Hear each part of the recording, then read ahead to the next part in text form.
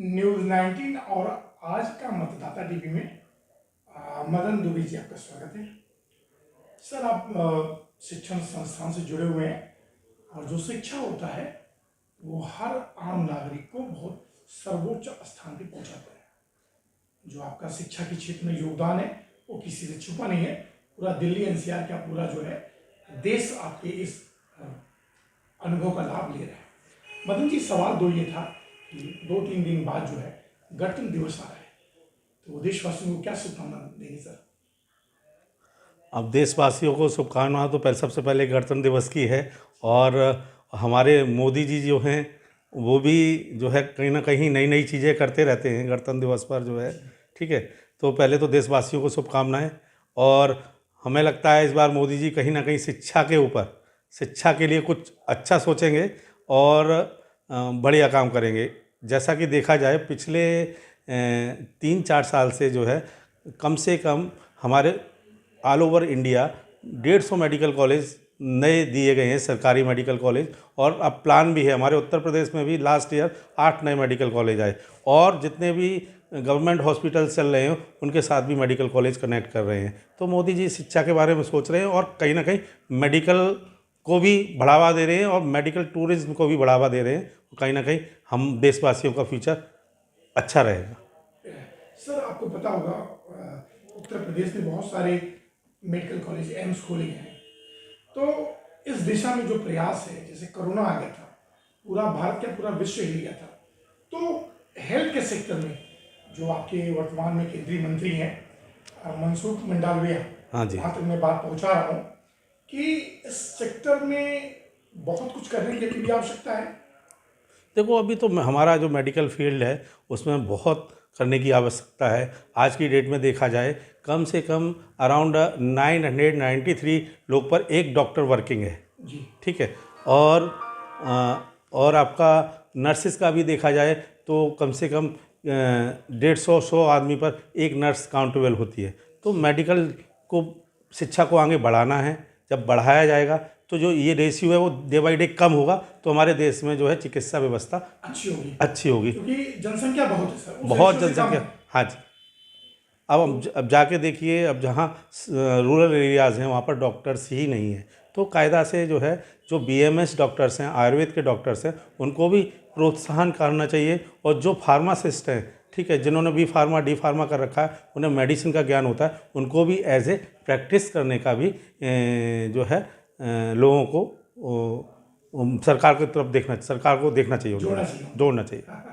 मदन दुबे जी, 2 सवाल और था, मुझे पता है व्यस्त है सर, कि अल्टीमेटली अभी गाजियाबाद में एक यूनानी चिकित्सालय का भी उद्घाटन हुआ है, तो ये भी क्या जो ये बेल्ट है पश्चिमी उत्तर प्रदेश का जो क्षेत्र है उससे कुछ प्रभावित होगा? बेसिकली क्या है, हमारी जो चिकित्सा है, ठीक है, आयुर्वेद हो गया, एलोपैथ हो गया, यूनानी हो गया, कहीं ना कहीं जो हमारा एलोपैथ आया है ये आयुर्वेद और यूनानी से ही मिलके आया है। ठीक है, तो यूनानी भी जो है उसको भी प्रोत्साहन करते हैं, तो उसमें भी हमारी चिकित्सा में बढ़ोतरी होगी और डॉक्टर्स, इससे लाभ मिलेगा ना? हाँ, इससे लाभ 100% मिलेगा। जैसे आयुर्वेद है वैसे ही यूनानी है।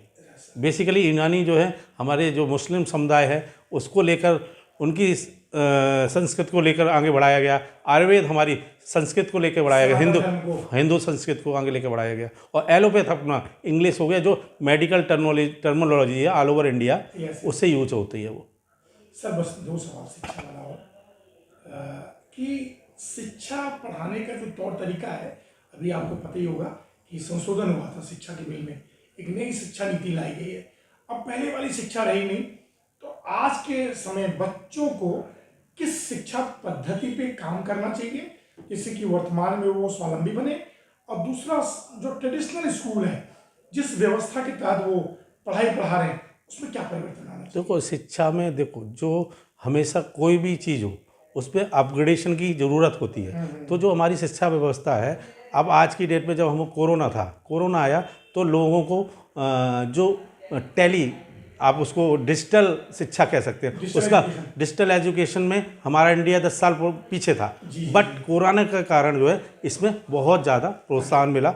आदमी शिक्षा दूर से भी बैठ के ग्रहण कर सकता है। तो डे बाई डे हम लोगों को अपग्रेडेशन करता रहना चाहिए इस चीज़ों में। तो भारत देश अब जो है अपग्रेड में पीछे नहीं है। देखो आगे बढ़ भारत देश में देखो शिक्षा में अपग्रेडेशन में पीछे है, और बट मोदी जी हमारे जो है सोच रहे हैं, योगी जी सोच रहे हैं, तो कहीं ना कहीं डे बाई डे अपग्रेडेशन हो रहा है। Right right. तो मतलब आज के जो बच्चे जो हैं वो डिजिटल एजुकेशन और जो कंप्यूटर युग है इसमें पूरी अच्छी तरह से इन्वॉल्व होके देश का नाम रोशन करें। हाँ, डे बाई डे बढ़ रहे हैं और कहीं ना कहीं देश के नाम को रोशन कर रहे हैं, और दूसरी कंट्री में भी जाके जो है अपनी शिक्षा का मतलब नाम बढ़ा है। नाम बढ़ा रहे हैं।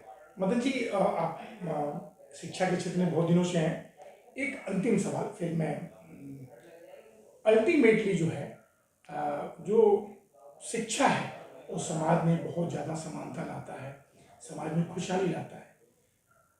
कहीं कहीं लगता नहीं आपको कि उस शिक्षा का दुरुपयोग भी एक वर्ग करता है? देखो हर चीज़ों में आपका अच्छाई और बुराई है, ठीक है। तो कुछ गंदे लोग हैं, कुछ गंदी मछलियां हैं, उनको समाज से निकालना चाहिए और उनके ऊपर एक स्ट्रिक्टनेस होना चाहिए जो इसका गलत उपयोग करते हैं, बस।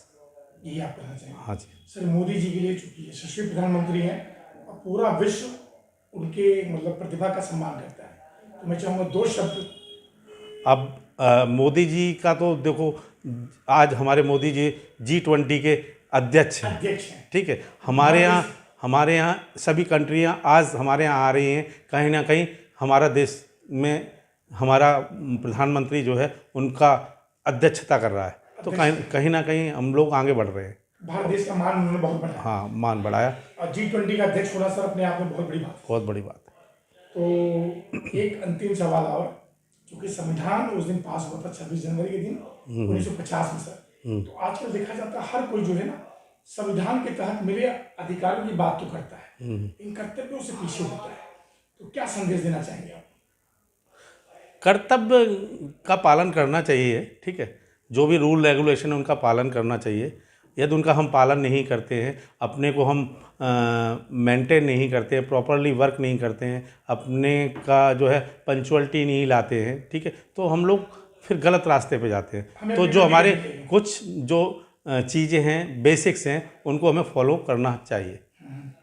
तो हमें अधिकारों के साथ साथ कर्तव्यों की भी बात करनी चाहिए। हाँ जी। और सर शपथ लेना चाहिए 26 जनवरी के दिन, जो हमारे चैनल का मुहिम है कि यातायात नियमों का पालन करें, निर्दोष को जो है दुर्घटना न करें। तो हाँ जी, क्या संदेश देंगे? यातायात का पूरी तरह पालन करना चाहिए। यदि हम यातायात का पालन करते हैं तो अपनी जान को भी बचाते हैं और दूसरे की जान को भी बचाते हैं। हर किसी नागरिक को यातायात नियमों का पालन करना चाहिए। राइट। मदन दुबे जी, डॉक्टर मदन दुबे जी, आपका बहुत बहुत धन्यवाद। फिर किसी विषय मिलेंगे सर। Thank you.